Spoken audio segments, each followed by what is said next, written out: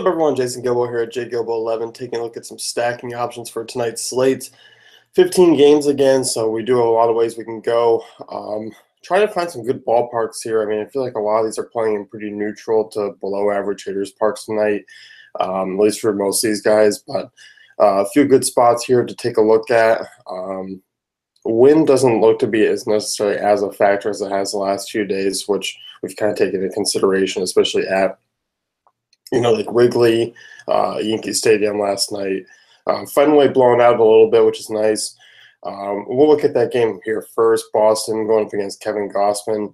Gausman's been, absolutely shelled so far this season. You saw Red Sox last night. I mean, not particularly great against Zach Asher. I mean, it was, Hanley doing the damage with the 2 home runs, but that was about it. But you look at Gausman, I mean, has given up a ton of home runs to start the season, which is a bit of an issue. 6 over the last 3 games. He's allowed 18 earned runs over his last 3 starts. One was against this Red Sox team where he allowed 3 home runs. That was in Baltimore. You look at Gausman, I mean, mainly over his career as a reverse splits pitcher.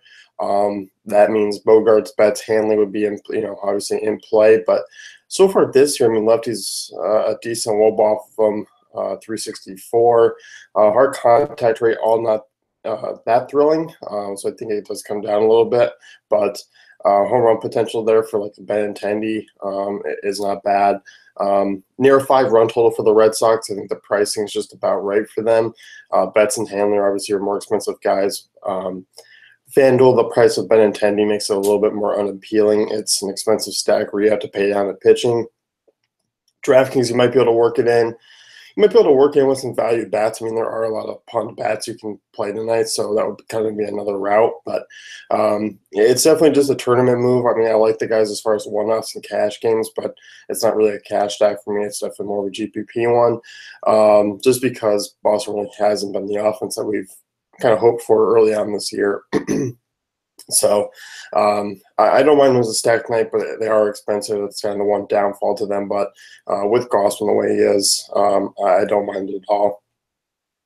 Next one here, I kind of don't like going to the Pirates because they went off last night, but just seeing Rookie Davis on the hill, it makes me just want to go after him. I mean, you look at that start against Pittsburgh a few games ago, through 4 innings, through 4 innings out of the pen, wasn't bad. Against Milwaukee, drew the start, 2.2 innings pitched, 11 hits, 1 walk, 7 earned run, 8 runs total allowed. Rookie Davis by no means a good pitcher in that ballpark. If we get the usual lineup of Josh Harrison, Josh Bell, Andrew McCutchen, Gregory Polanco, that's a cheap stack, and I like it a lot. Harrison's coming around. I mean, Josh Bell is usually a guy that I don't like to toss in first base, other than maybe if it's a smaller slate and there's just really expensive pitching that I'm trying to get in. But in a stack, I can definitely see doing that. Polanco should be back in the lineup. McCutchen has looked a little bit better this year in that ballpark. Like I said, I think that makes it a lot more appealing. 15-game slate, I still think they get a little bit lost in the mix. I like the Pirates here again. At their prices, you can still pay up for a bat. So definitely not bad there. Rays and Marlins, this is more of kind of a game stack here. I like taking some one-offs in this one. You got 2 lefties on the hill and a lot of guys who do mash lefties. Bad ballpark. I think a lot of people are kind of going to be looking at this game as far as one-offs go.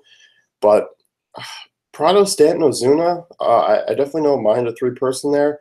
I don't even mind, Souza, Rookie Weeks, Tim Beckham, Derek Norris on the Rays side of things. I mean, Derek Norris, I know he's hitting under 200, but hitting the ball really hard.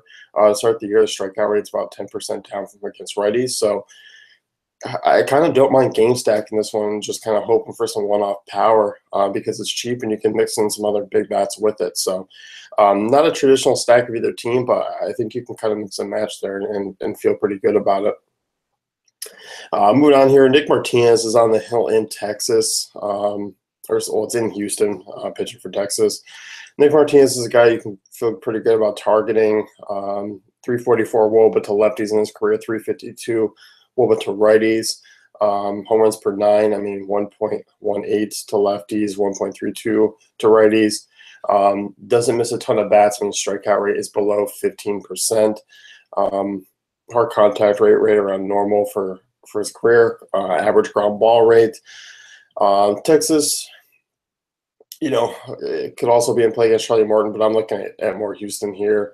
I like Springer, I like Altuve, I like Correa. Correa been mashing the ball. Just been a little bit unlucky to start the year. I mean, hitting the ball hard. Jose Altuve starting to come around. George Springer, always kind of a guy you can take a look at for power. Josh Reddick, I don't mind from the left side. Carlos Beltran's probably a guy I'll leave out if you're on DK. Just not swinging the ball, not seeing the ball well right now. It just looks a little bit off. I'm just kind of staying with the Houston front four there. I think there's a lot of potential. If you're looking at a late night stack,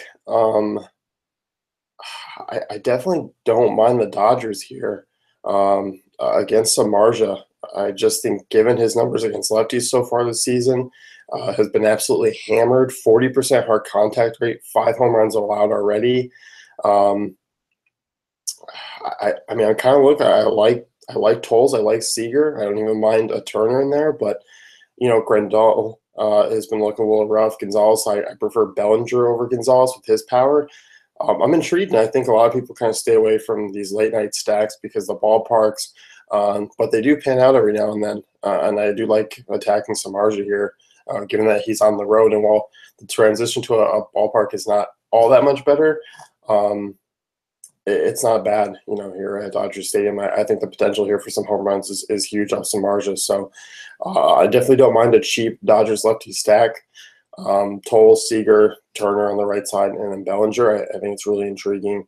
And it should be low owned as a kind of a whole. I expect the one-offs to maybe carry some ownership like Seager, like Bellinger is becoming the popular play, but the rest of those guys, not so much. So let's wrap things up here. You can check out DaveFantasyCapital.com for all great tools and content.